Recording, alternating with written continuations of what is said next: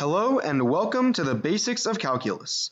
The goal of this course is to provide a foundational understanding of the basic ideas which govern calculus, as well as the ways these ideas can be applied to the real world.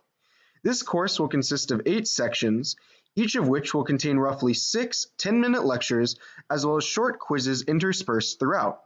The goal of this setup is to create a relaxed, engaging course aimed at creating general understanding of the material and how the various topics are related to each other and to other real-world topics.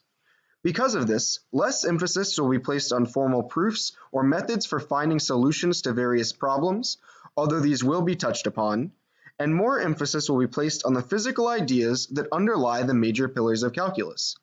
That being said, throughout this course, we will take you through the history of calculus, starting with Newton, and we will discuss each of the 4 main pillars of calculus in context: the limit, the derivative, the integral, and the series.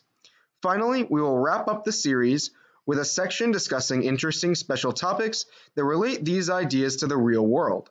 It is my hope that by the end of this course, you will have a firm grasp of the ideas that underpin calculus and that you will be prepared to use it in your everyday life.